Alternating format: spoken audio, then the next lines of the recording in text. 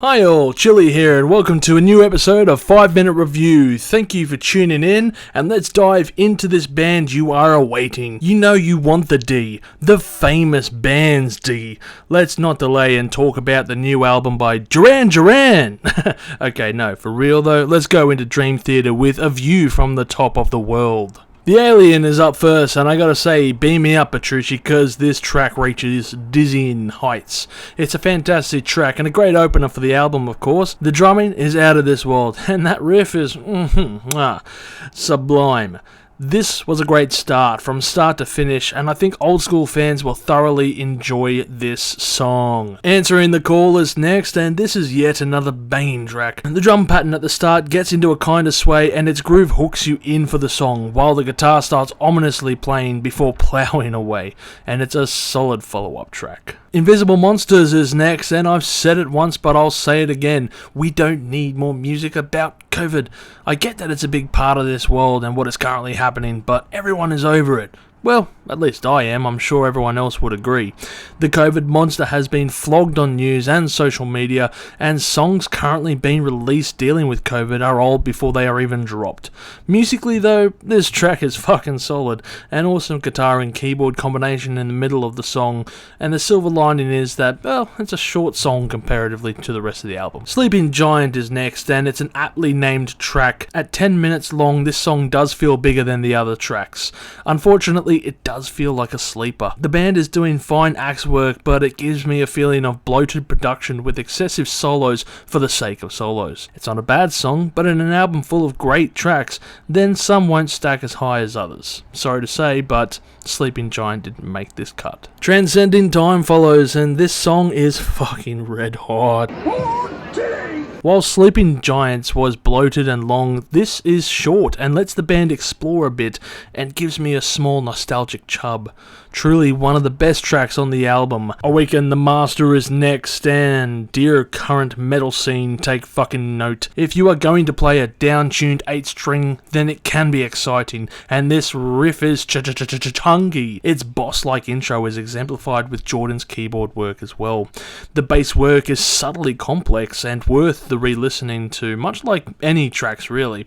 This song is just another gem on the album, and a great track before, of course, the following. A View from the Top of the World. This is the last track on the album, and the longest I have had the pleasure to review on my 5-minute reviews. Following Dream Theater tradition, saving the epics to last is the title song from the album at just a bit over 20 minutes in length. The march of the drums is a great way to start the song as the complexities begin. The cold, uneasy guitars starts and stops, and trumpets can be heard in the background. Time signatures changing, blends of keyboards, staccato riffs, key changes. It's all the complexities any Dream Theater fan would be expecting and salivating at the mouth. This track feels like the band has really come far together and can finally draw inspiration from the past while aiming for a new. In a sense, climbing over the metaphorical mountain and getting a new view. A View from the Top of the World is a complex beast. I have seen articles about the complexities of listening to prog metal albums, and this is nothing different.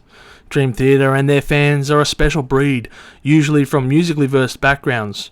When I put up a post about this album, I was surprised to see a friend's comment which echoed my own, and maybe many other fans. It was that forsaken train of thought, that is, I haven't liked them since Mike Portney left.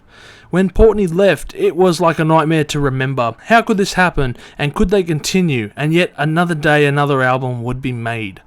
I'll admit that, besides a few tracks here and there, something was missing in the band. Can we call these years the hollow years?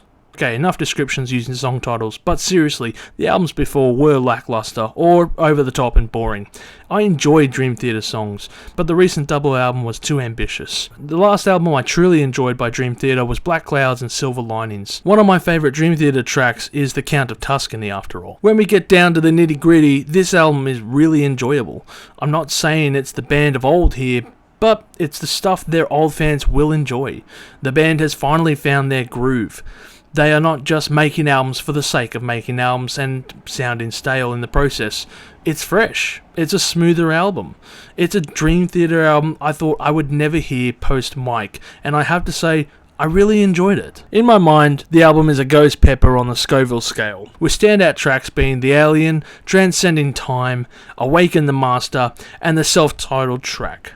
Do yourself a favour and play this album from start to finish, as it's worth the journey. Thank you for listening to this episode, and I hope you enjoyed my review.